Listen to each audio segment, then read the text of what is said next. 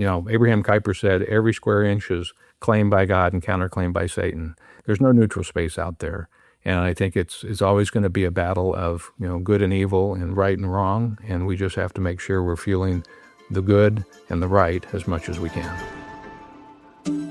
Hi again, everybody. Welcome to another episode of the Narrative Podcast. Mike Andrews and David Mahan joining you today. And David, I got to commend you. You, sir, have an amazing poker face, because I watched you during a hearing today with all kinds of nonsense going on. And you happened to be on camera a couple of times and just stoic. I had to catch myself a few times because I know I'm on camera and I know they watch me. I had several people text me like, man, you just look enthralled right now, just teasing me, some of the state reps that are watching. But, man, all jokes aside, that's a disgusting display of where we are as humans right now. I mean, this bill, the bill was Indecent Exposure Modernization Act, yep. House Bill 249, sponsored by Rep. King and Rep. Williams. And literally, bro, all the bill says is really we need to update our indecent exposure laws. Yeah.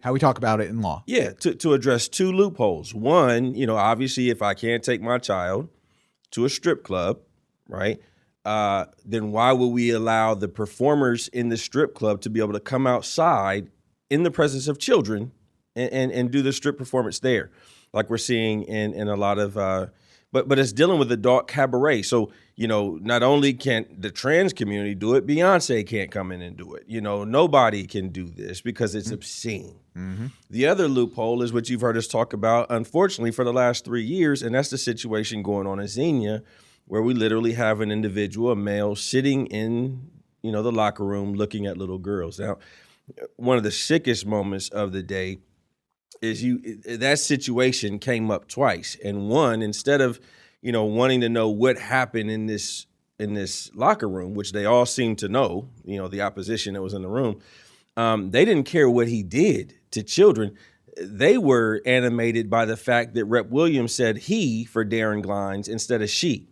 And they literally stopped the committee just talking about she, making sure that he used the right pronouns versus being worried about him just sitting there. And legally today he could sit in there and look at little naked children.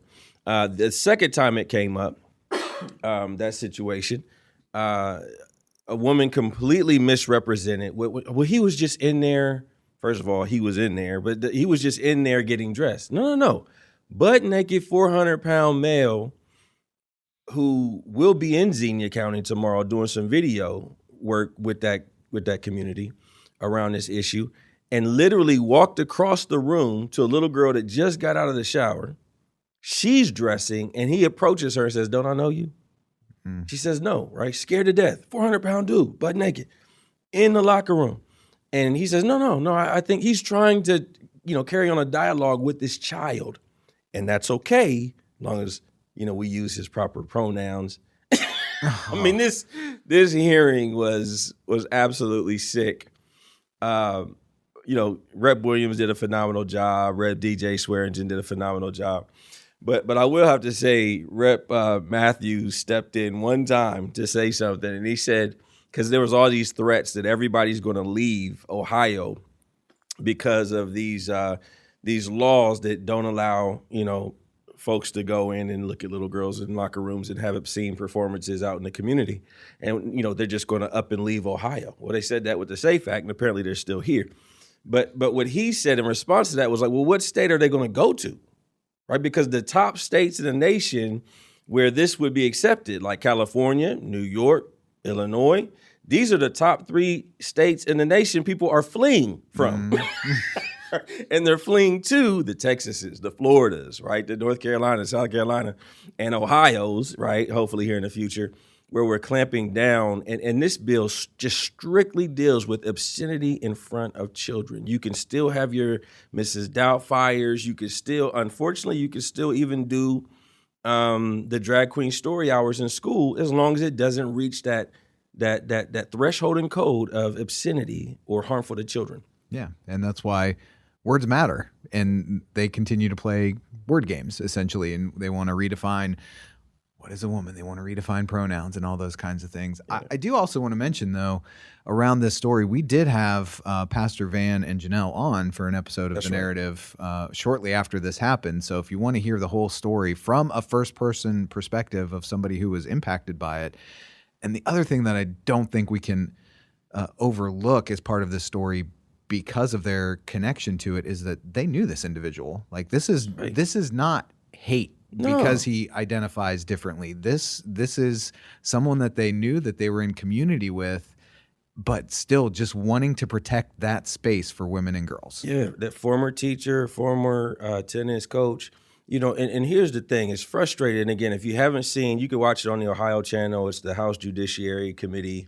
Was at 9:30 today. You could just log on and see the whole hearing. It was like 3 hours long. But as crazy as that room was, and as much as everybody likes to clown, we know the insanity behind all of this. Matter of fact, they moved the hearing from last week to this week because they didn't want all that mess in there with the governor, right? And so we know the kind of insanity we're dealing with here. But as insane as that room was, the true insanity is it wasn't Planned Parenthood that's keeping this bill from getting passed. It's not Equality Ohio that's keeping this bill from getting passed, and it's not the drag queens that are keeping this bill from getting passed. Nobody but the Republican caucus is at fault that we started this proponent hearing, Mike, for this was back in October 2025, and here we are just now getting a third hearing. Right, that's our fault, right? That if you claim to be Republican and your members over there at the State House, you need to contact your members, and we're going to be putting something out there for you to do so, to say, let's get this law passed and protect women and children in their private spaces. Yeah, Do it now. That's a good call. It's a good call. You also had the privilege, honor of being in D.C. last week for Detransitioner Awareness Day. Tell us about that. That seems like it was a well-attended event, and powerful stories came out of that as well. It was an international event held right there on Capitol Hill. Probably for a fact, it was the largest gathering of detransitioners from all over the world. There was over 70 of them in there. So names like, Chloe Cole, she wasn't there at this one, but some of you might recognize Prisha Mosley.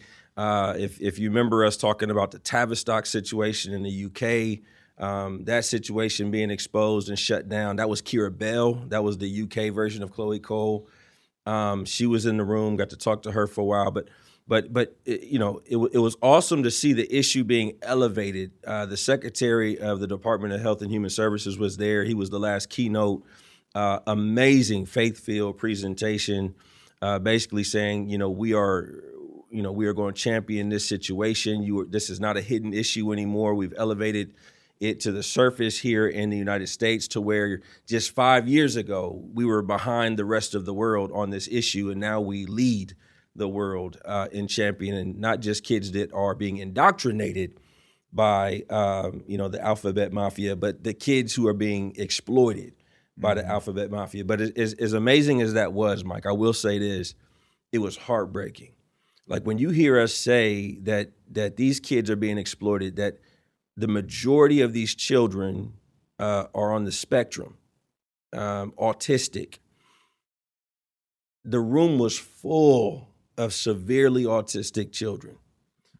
They're walking around, they're fidgeting, they are getting triggered by hearing testimony after testimony, and they're running out of the room crying. It was one of the most heartbreaking things to see. And many of these kids still consider themselves gay. They still consider them a part of the LGBT community. So the issue at the core of all of this is still not being addressed with many of them, as you see with like Chloe Cole, since accepted Christ. And they are just, to watch them deal with all the triggers and things, it was heartbreaking, man. Yeah. So keep them in prayer.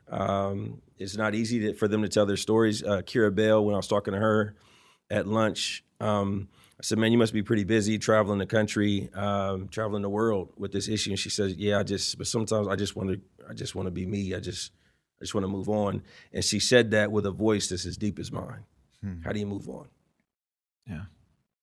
And those comorbidities, the autism, things like that aren't being treated, depression, the truly mental aspects of this, they try and hand wave them away. Yeah. And when you see it like that firsthand, I can only imagine, as you're describing it, how powerful that was and what a necessary reminder it is of why they need an advocate to stand up for them and why their stories are so important and need to be heard. One after another, Mike. They told me, they diagnosed me with gender dysphoria on less than 1 hour conversation with me and my parents, who were scared to death, right? Because I know some of our listeners are like, man, how can you sign your child up for such a medicalization and blah, blah. But if they tell you, would you rather have a dead son or, all that is true. And they'll tell you that, face to face. But then they'll also tell you stories like when they did go through the process of getting what they would call counseling or therapy, looking back into their records now that they are in their mid-20s and they're saying, okay, we've got all of these issues caused by the, quote, detransition, right? They don't have breasts, all kind of, phalloplasties, things that are seeping and different infections now that they will deal with for the rest of their lives. As they look back in their records, they're like, I never said that. I never said I was abused. I never said I was suicidal. I never said... and so the clinicians were putting stuff in the record to justify the 1 hour diagnosis, right? That now they're trying to get help from. And even though all these health systems jumped on board to medicalize these children, they are not jumping on board to fix what they broke in these adults. Well, now we're going to have to put the content warning on this because... What I say? No, I don't know if I know what a phalloplasty... Never mind. Yes, that. But again, a stark reminder of what we're actually talking about here. And if you're not using these terms and actually talking about what's happening to these kids, you're not doing them a service. That's right. So that is a true thing. Sorry, Mike. I accept your apology, David. Sorry. Well, before we go, and on a serious note, one thing that I do want to mention on the podcast today, but we will have more on this coming up. We found out after we recorded last week that CCV founder, Pastor Jerry Kirk, had passed away and didn't get an opportunity to talk about that. And I don't want to talk about it today just because I know that Aaron has some thoughts that he wants to share. But because he's traveling today, for us not to at least mention that we acknowledge it, that we're praying for his family, that we're thankful for his legacy here at CCV, and we will have more on that coming up. I at least wanted to say that much for our listeners. Yeah, and to see where this organization is 40 some years after he founded it, just a remarkable legacy, and excited to hear what, Aaron's perspective is, because he's had a different relationship with him than certainly either of us have. But condolences to the Kirk family, and just praise, glory, and honor that he is seeing his salvation face to face, and what a remarkable gift he left the state of Ohio in CCV. Amen. Well, with that, we're going to transition now to our, maybe that was a poor choice of word given what we've talked about, but we're going to... About warnings. We're going to move to our interview today. We're talking with Doug Napier from the 1792 Exchange. They're basically a consumer group. They try and monitor what's going on in the corporate world, especially where we're seeing a lot of the DEI nonsense. And for the first time in years, there's some encouraging signs there. And we saw their report come out about it and wanted to talk with him. And Doug was gracious with his time. So if you're tired of all the woke nonsense in the corporate world, I think this interview is going to be encouraging to see how maybe the pendulum's starting to shift a little bit, but also just realistically dealing with what's still left to do. So Doug Napier from 1792 Exchange is going to talk about all that and more up next on The Narrative. If you've got something to say, we want to help you say it. Hi, I'm Vince Tornero. Since 2018, Wessler Media has been helping churches, organizations, and events amplify their message online. Thinking about starting a podcast, need help with social media or video? My team and I produce thousands of hours of audio and know how to create the content that will get the views, clicks, and shares that you are looking for. We just so happen to produce The Narrative too, by the way. So if you're interested or just want to ask questions, get in touch. WesslerMedia.com. That's WESSLER Media.com. You're invited to join Center for Christian Virtue for our 2026 Columbus Celebration Gala on Saturday, April 11th. It's going to be a great night where you can join us to celebrate what God is doing through CCV. We're excited to welcome our keynote speaker, Scott Jennings, who is CNN's senior conservative voice and one of the sharpest commentators in the national spotlight. He's known for his clarity, conviction, and humor. And Scott brings decades of experience at the crossroads of politics and media, including service in the George W. Bush White House and key roles in multiple presidential and Senate campaigns. It is going to be an elegant evening where you'll enjoy an incredible dinner followed by visionary keynotes exploring the path forward for the future of Ohio and America. Do not miss it. Sponsor a table today. Visit ccv.org/gala for more information. That's ccv.org/gala. And we are back on The Narrative. Mike Andrews and David Mahan, joined now by Doug Napier, who is the executive chairman and CEO of 1792 Exchange, which is a nonprofit organization focused on influencing corporate behavior to protect freedom of speech, freedom of religion, and free enterprise. He has over 30 years of professional life engaged in law, business, real estate development, executive leadership, training, international relations, public policy, and all kinds of stuff. He's been an invited speaker at many national and international conferences and has appeared on major network television stations, radio outlets, and online print media. Doug, it's so great to have you here as a guest on The Narrative today. Thanks for the time. It's a blessing and privilege to be with you guys, and appreciate all the work that you're doing. It's tremendous, the impact you're having. Well, we want to talk about some analysis you've done and 1792 has done recently on the new Human Rights Campaign Corporate Equality Index. Before we get to some of the gains that we're seeing in what we would consider a positive direction, can you just give our listeners a quick overview of what the Corporate Equality Index is? We've talked about it on the show before, but it's been a while, so I just want to make sure they've got context for the conversation. The Corporate Equality Index is a tool, or as we might refer to as a weapon, that's been used by the Human Rights Campaign, which is the largest and most well-financed LGBTQ plus activist organization in the United States. They've got millions of dollars that they have thrown at primarily the corporate space, but also public policy every place else. So in 2002, they introduced the Corporate Equality Index. And, as we know, there's always a game in how you use words. Sounds pretty benign, sounds pretty attractive. Who could be opposed to equality, except when you define it the way HRC does? So what they initially unveiled in 2002 was this survey where they went out to Fortune 1,000 companies. They wanted to go after the big companies, employers of more than 500 employees, and rank them, give them a score, which was a feather in their cap, saying if you do all these things, we'll give you a score of 100, and you can go around and tell everybody that you're for equality and that you've got this positive work environment. Now, in 2002, essentially what they were asking for was a non-discrimination policy. Don't ask, don't tell on hiring, and offer maybe some benefits to domestic partners, because we hadn't been introduced to the debacle of same-sex marriage at that time. So that survey in 2002, they only had 13 companies that scored the score of 100. And then in 2003, they did the same thing. They added a couple of additional provisions in order to keep that score of 100, and then they moved up to 21 companies. Now, this is the sinister part and the ugly underbelly of the Corporate Equality Index. Every year, or every survey since 2002 to the last one that they sent out in 2025, they keep adding more qualifications in order to keep that score. Now, actually, that's not true. In the last year, they moved back on a couple of things, which actually artificially inflated the number of companies that are getting the quote-unquote perfect score. But this has been the chokehold, the main chokehold that they've had on corporations, to beat them into submission, to say, you need to advance our cause by doing these things. And every year they said, you got to do more and more. Between 2023 and 2024, if a corporation did nothing, no changes, made no additions or subtractions from their policies, they would lose 25 points and go from 100 down to 75. Because if you want to keep being our friend, keep getting that score and getting the little trophy that we'll give you, you got to keep doing more and more. So it's an insatiable monster that has had a chokehold on corporate America. And this year we've seen so many of the companies said enough is enough.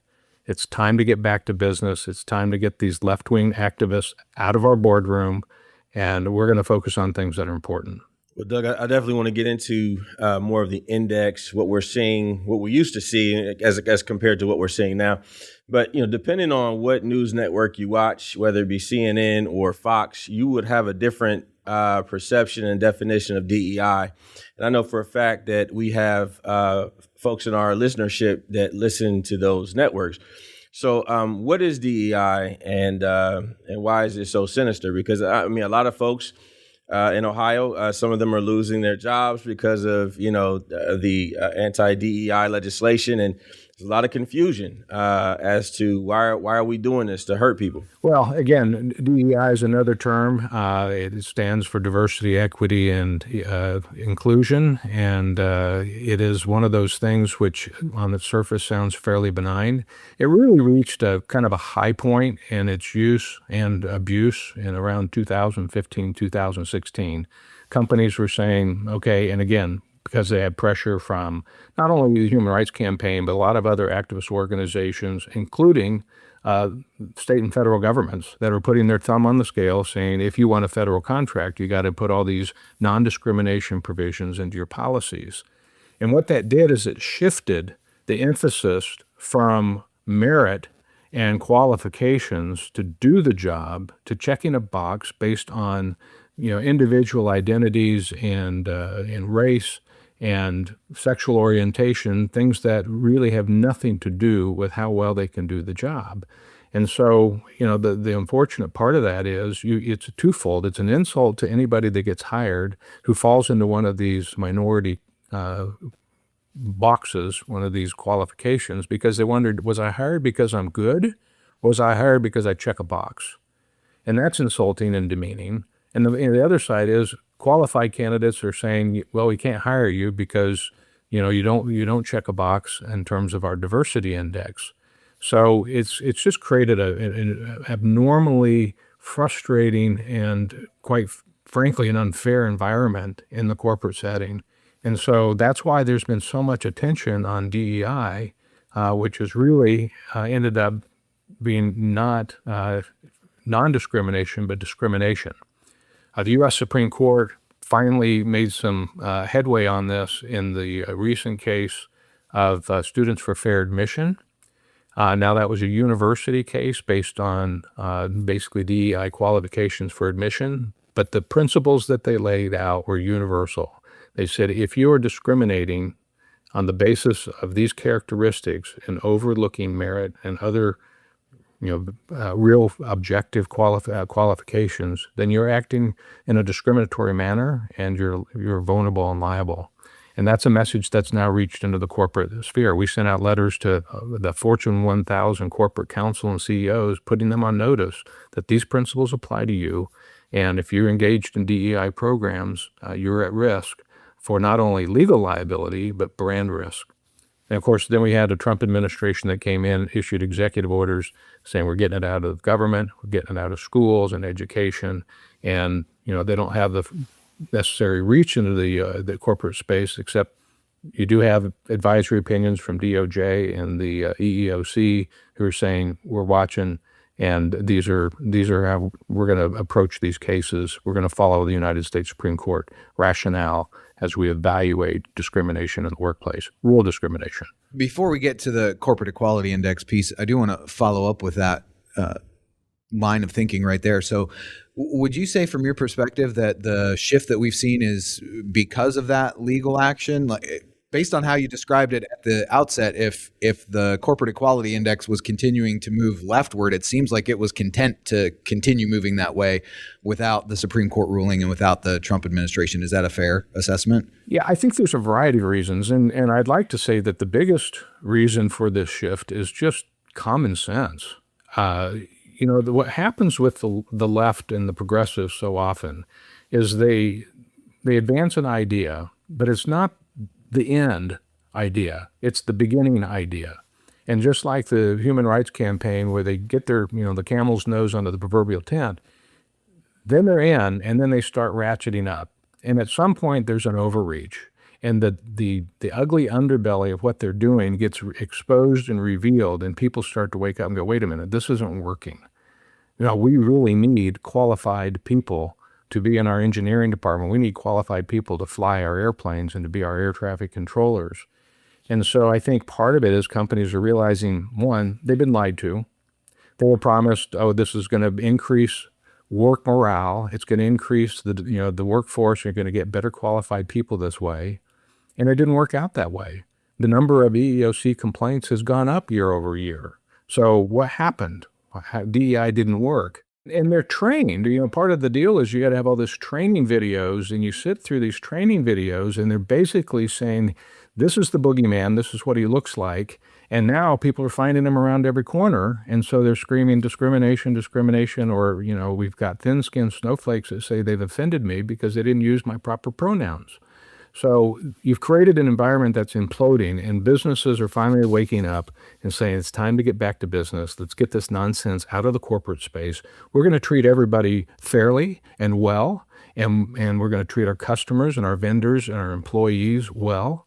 And that's kind of the golden rule. Let's just do it that way. It's simple, it's common sense, and it works, and it improves the overall performance of companies in the way that they were supposedly promised they would get when they ventured into these troubled waters. Well, let's get down to some of the details. What are the trends that you noticed in the most recent CEI that are encouraging? Yeah, there's a lot of really good news in this last year. We've 1792 Exchange has been focused on the corporate space for over 4 years now, and we have a corporate bias rating database that ranks companies based on objective data. It's their facts. When they complain about it to us, we say, look, these are your facts. You want a different rating? You get a different, give us different facts. And so we've worked with them. We've shown them what's part of the criteria. And a big part of that criteria is their participation in the Corporate Equality Index, because what that tells us about their policies is extremely revealing, because we know what they have to do to get a score of 100. And so we just shine a light on that behavior and shine a light on their policies and practices, and we just make it uncomfortable for them to say, yeah, we're doing this. Now, the other reality is there were a lot of corporate executives that had no idea what was going on down in HR. They didn't know they were filling out these surveys, didn't know they were passing these policies or implementing these training programs. And so you get CEOs and people in the C-suite and corporate counselors saying, wait a minute, we've been doing that? It's got to stop. So this year, after a lot of work and effort by 1792 and a lot of our allies, and even folks like CCV that have been focusing on getting companies back to business, we saw a phenomenal seismic shift. In the Fortune 500 companies. There were 65% fewer companies that even participated this year. It went from 377 down to 131. Which is phenomenal. I mean, if we saw a few people drop out, that would be significant. But to see, over 100, 200 companies just say we're not doing this anymore. That's just of the Fortune 500 company. We also saw overall about a 55% decrease, even in the Fortune 1000 companies. And HRC is kind of tricky with this because while there's still 534 companies getting a perfect score, they reduced the criteria. They backed off on some criteria, which we think overstate those numbers by at least 39 corporations. These are companies that got a perfect score this year that didn't last year because they've reduced, they just basically, it's grade inflation. They just changed the curve. The other thing that we've seen is that companies are publicly disavowing their participation. They're not just quietly going, but there's been a growing number of companies that saying, we will no longer fill out the Corporate Equality Index. And there were 27 companies who were platinum sponsors of Human Rights Campaign who said we're no longer going to be sponsors. So it's not just filling out their survey that hits HRC, it also hits their pocketbooks. And the result of that was in 2025, HRC had to lay off 20% of its staff. So this is huge, and the fact that there's this grand movement in the corporate space, I think this year is the first year. I think next year we're going to see more people move away from it. I think that there's going to be a point in time, hopefully not too far in the near future, where the Corporate Equality Index has been kind of relegated to the trash heap of history. So we'll see. Yeah, Lord willing.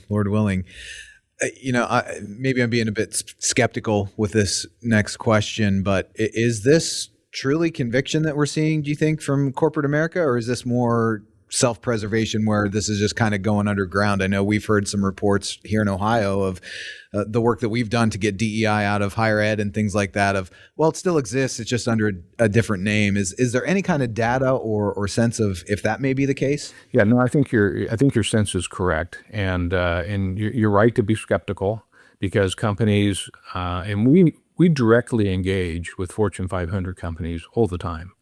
So we have, and a lot of them, they want closed door, off the record meetings, and but we hear a lot more what they're thinking. No, I wouldn't say that the majority are doing this because it's the right thing to do on a moral basis, even though it is. I think they're doing it for a lot of pragmatic reasons. I think they're doing it because they realize they've lost control of so many of their policies to outside activist organizations, and they want to rein that back in.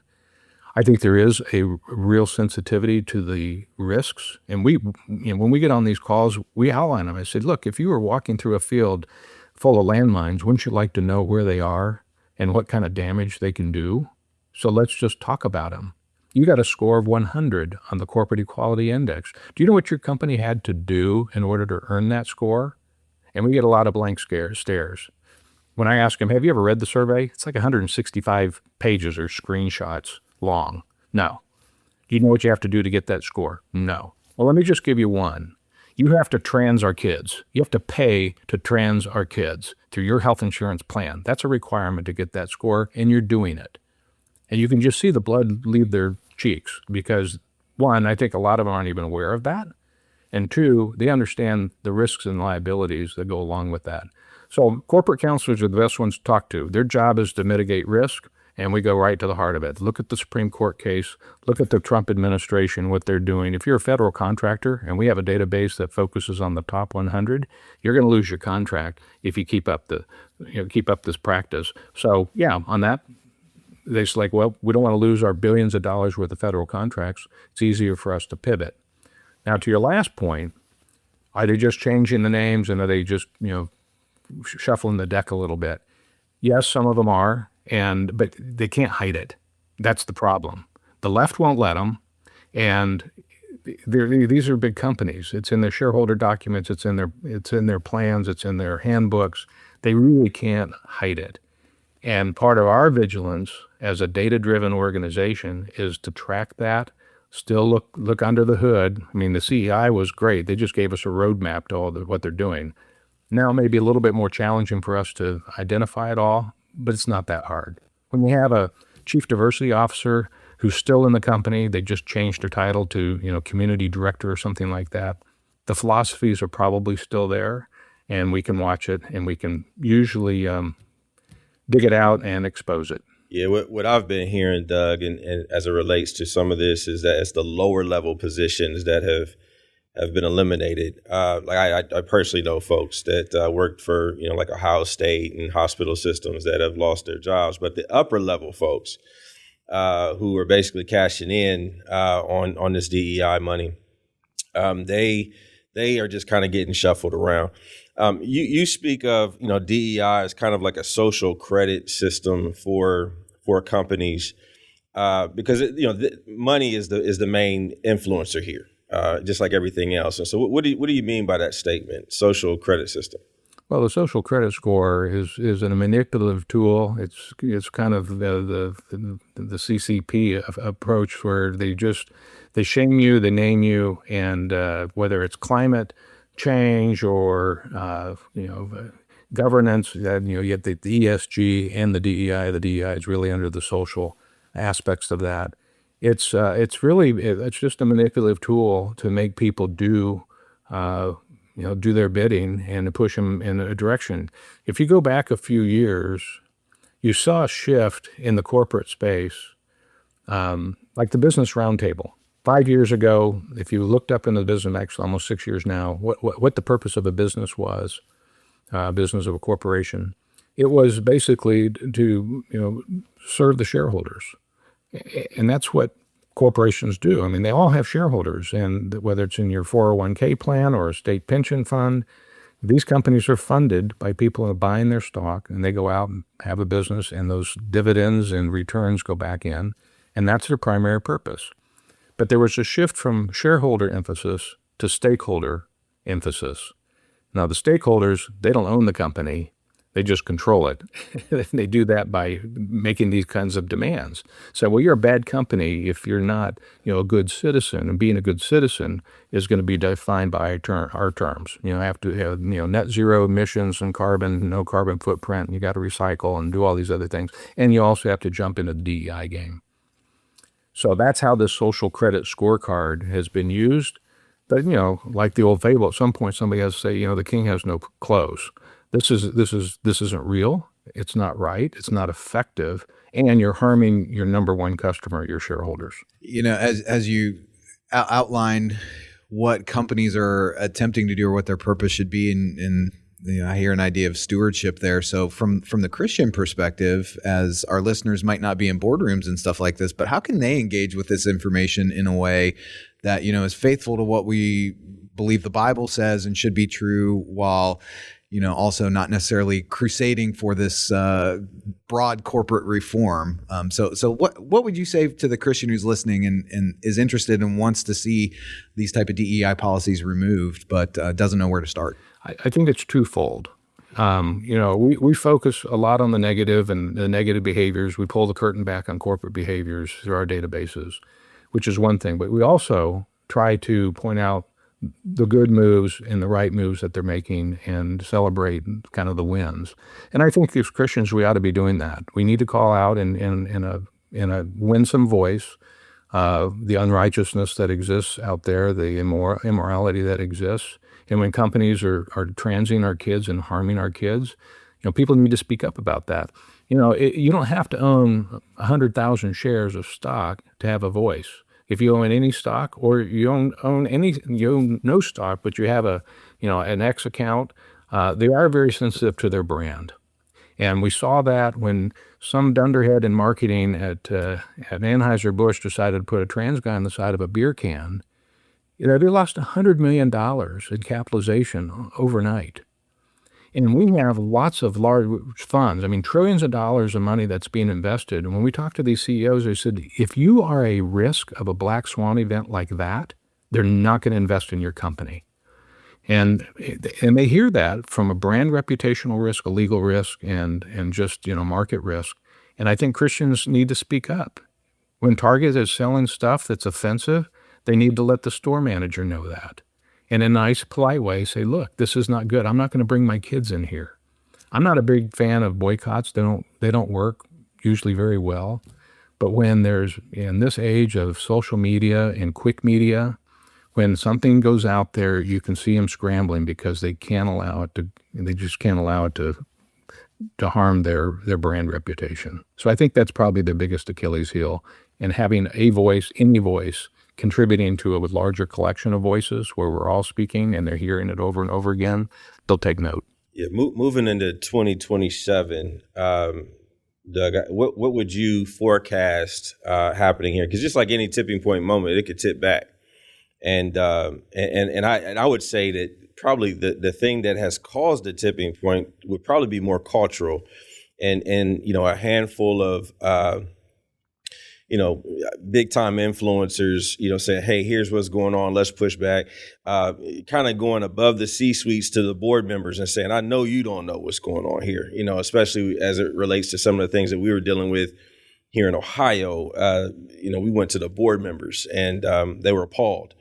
But if there weren't voices like those and like us, a lot of times you won't see this shift take place. And we know that the folks that started this, movement in the opposite direction, they still exist, right? They still have microphones and amplifiers and are very significant influencers. So what would you see in terms of forecasts for years to come?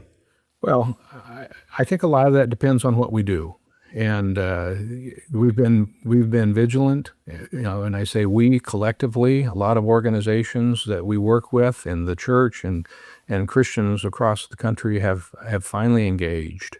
And that engagement has sent a signal. I sat down with a group of folks at a Fortune 10 company, And I said, why would you come out and make public statements that disenfranchise 68% of your customer base and about 70% of your employees who are people of faith? And they said, where'd you get those numbers? And I said, from you. Those are your numbers. And they didn't deny them. I said, but you've just thrown them all under the bus. It just doesn't make sense. But the reason that they were able to do that is because we're polite, we're quiet, we don't say much, and when somebody does something to violate our rights, we kind of turn the other cheek, which is not a bad thing to do at times. But we have to think about those who come behind us, and we have to create a space, especially since millions of people go to work on Monday mornings. They're not necessarily going to church on Sundays. But when you're marginalizing Christians in the workplace, you're sending the message broadly that the Christian message should be ignored or marginalized. So my forecast is optimistic because I think that there is a real appetite right now to move companies back to neutrality, which gives Christians, a fair and equal space in the workplace, both in terms of free speech and free exercise. It also gets all of those negative messages pulled out that are counter-influence to the Christian message and biblical values. And I think there's a wariness now in the corporate space and broadly in society. At some point when Disney wakes up and says, you know what, the movies that sell the most are the family-friendly ones, and we are in the business of making movies that make money, not like Snow White, that kind of disaster. Economic forces kick in too. Ideally, you'd like everyone to embrace this because it is the right thing to do. It's the moral thing to do. It's the good and wholesome thing to do that actually makes culture flourish. But we're pragmatic too, and we'll do whatever we can to push forward on this. But I am optimistic. Abraham Kuyper said, every square inch is claimed by God and counterclaimed by Satan. There's no neutral space out there. And I think it's always going to be a battle of, good and evil and right and wrong. And we just have to make sure we're feeling the good and the right as much as we can. A moment ago, you mentioned your databases, and I want to give you an opportunity to talk about the Corporate Bias Index. Again, something we've covered previously on the show, but such a valuable resource. And can you just update our listeners on what the breadth of that is now, how many companies that you list there, and how it can be beneficial to them as they're making their own decisions to work or not work with certain companies? Sure, thank you. We keep expanding our databases, but the crown jewel is our corporate bias rating. We've ranked and rated over 4,300 companies now, and that'll probably approach 5,000 by the end of this year, and it'll taper off at that point. There are only so many companies out there. But what it does, it has objective criteria in there, and it gives them a rating. Right now it's red, green, or yellow. We're going to move into more of a report card style so people can dive into that a little more carefully and see, is this a company that, one, I want to do business with, two, that I want to work for, three, that I want to invest in if I've got a 401k, an IRA, or just a stock portfolio. And so it's informative. For people that are in public office, we know some members of Congress will use our database when a company comes in to lobby them. They say, hold on a second, I want to see where you are on this CBR. And they're going, wait a minute, you need to go clean up your house and then come back and talk to me before you ask me for something. And so I think, that's a good use. It also, to your earlier point, it shows for about 250 companies, some of the corporate leaders, the board of directors, shows what their political givings are. So it just gives a lot more exposure. Facts are powerful. A lot of people, they want to ignore the facts, but the facts are there, and they're objective facts.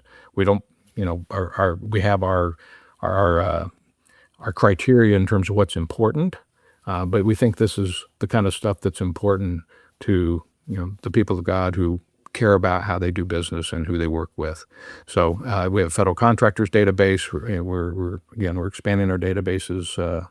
We are probably going to have a specific database that does a deeper dive on the corporate equality index and what these companies are actually doing, that people need to understand at a deeper level, because there's, you just have to keep peeling back the layers, and they're going, really? They're doing this, and it's quite shocking and sad. Well, for our listeners who want to check that out or keep tabs on any of the new stuff that might be coming, where's the best place for them to find that? 1792exchange.com is the quickest and easiest place to find all of that. And We are actually revitalizing our website. All it's there now, but in about 3 or 4 weeks, it'll have a whole new look and it'll have a lot more user tools. Go state by state for where home headquarters are for companies and some other useful tools. So thank you for tuning in to this tuned for that. episode of The Narrative, presented by CCV and produced by Wessler Media. If you found today's episode insightful, leave us a review or rating and subscribe anywhere you get your podcasts. We're your hosts, Mike Andrews, Aaron Baer, and David Mahan, and we'll see you next time on The Narrative.